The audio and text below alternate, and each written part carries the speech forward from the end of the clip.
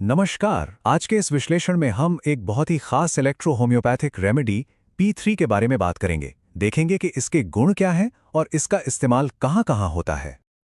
अच्छा, कभी ऐसा हुआ है कि कोई खांसी है जो जाने का नाम ही नहीं ले रही, या फिर वो जुकाम जो हर थोड़े दिन में वापस आ जाता है? चलिए देखते हैं कि आज का हमारा विषय इन आम परेशानियों से कैसे जुड़ा हुआ है। तो सबसे पहले ये समझते हैं कि आखिर ये P3 है क्या और इसे इतना कोमल लेकिन असरदार उपचार क्यों माना जाता है, खासकर हमारे रेस्पिरेटरी सिस्टम के लिए। देखिए, P3 का पूरा नाम है पल्मोनारियो 3। ये पेक्टोरल ग्रुप की एक खास दवा है जिसे खास तौर पर हमारे श्वसन तंत्र यानी रेस्पिरेटरी सिस्टम पर काम करने के लिए ही डिज़ाइन किया गया है। ठीक है, तो अब सवाल ये उठता है कि P3 में ऐसा क्या खास है जो इसे दूसरों से अलग बनाता है?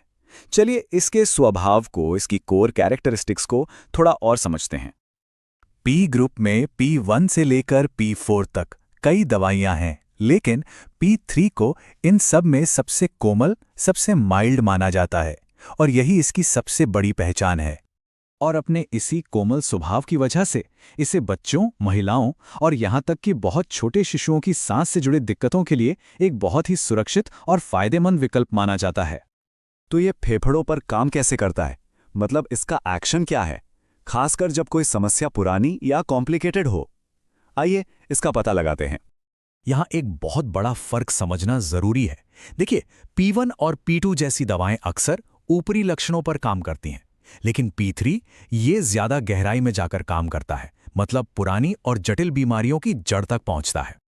मतलब इसका असर सीधा उन जगहों पर होता है जहां समस्या बहुत पुरानी और गहरी हो, जैसे कि सालों से जमा हुआ बलगम, फेफड़ों में कोई इन्फेक्शन या मवाद, या फिर फेफड़ों की अपनी अंदरूनी कमजोरी।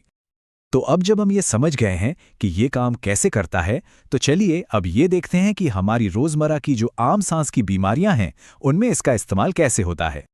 जैसा कि हम यहाँ देख सकते हैं, कुकुर खांसी या सूखी खांसी जैसी परेशानियों के लिए P3 की D30 पोटेंसी का सुझाव है। ये जो D30 या D12 हैं, ये दरअसल दवा की अलग अलग पावर या शक्ति को दिखाते हैं। वहीं अगर ठंडी हवा लगने से खांसी हो तो उसके लिए D12 पोटेंसी को बेहतर माना जाता है। पर बात सिर्फ खांसी तक ही नहीं रुकती। साइनस की सूजन हो या गले में खराश, जिसे लैरिंजाइटिस कहते हैं, उसमें भी ये काम आता है। और सबसे खास बात यह है कि छोटे बच्चों में जो बार बार जुकाम होता है, उसके लिए भी इसका सुझाव दिया गया है। ये बात फिर से साबित करती है कि ये कितना कोमल है। चलिए अब जरा कुछ और गंभीर और पुरानी बीमारियों की तरफ बढ़ते हैं, जहां P3 का एक अहम रोल हो सकता है। अस्थमा को ही ले लीजिए। इसमें भी बीमारी कैसी है, उस हिसाब से अलग अलग पोटेंसी का इस्तेमाल होता है। जैसे बहुत पुराने अस्थमा के लिए ज़्यादा पावरफुल D200, तो वहीं एलर्जी वाले या बचपन के अस्थमा के लिए D30 पोटेंसी का जिक्र है। इतना ही नहीं, फेफड़ों की कुछ बहुत ही गंभीर बीमारियां जैसी टीबी, क्रोनिक ब्रोंकाइटिस, प्लूरिसी और यहां तक कि फेफड़ों में फोड़े जैसी स्थिति में भी P3 के D200 पोटेंसी के इस्तेमाल के बारे में बताया गया है। ये सिर्फ बीमारी से लड़ने के लिए ही नहीं है, बल्कि उसके बाद की रिकवरी में भी मदद करता है। जैसे निमोनिया के बाद जो फेफड़ों में कमजोरी आ जाती है, उसे दूर करने के लिए, या फिर अगर किसी को गहरी सांस लेने में तकलीफ हो तो उसमें भी इसका इस्तेमाल किया जाता है। तो इस पूरी बातचीत का सार क्या निकलता है? P3 को अगर एक लाइन में याद रखना हो तो कैसे रखेंगे? स्रोत में इसे बहुत ही अच्छे से बताया गया है। P3 एक कोमल लेकिन बहुत असरदार दवा है जो खासकर बच्चों और महिलाओं की सांस से जुड़ी बीमारियों में सुरक्षित और फायदेमंद साबित होती है।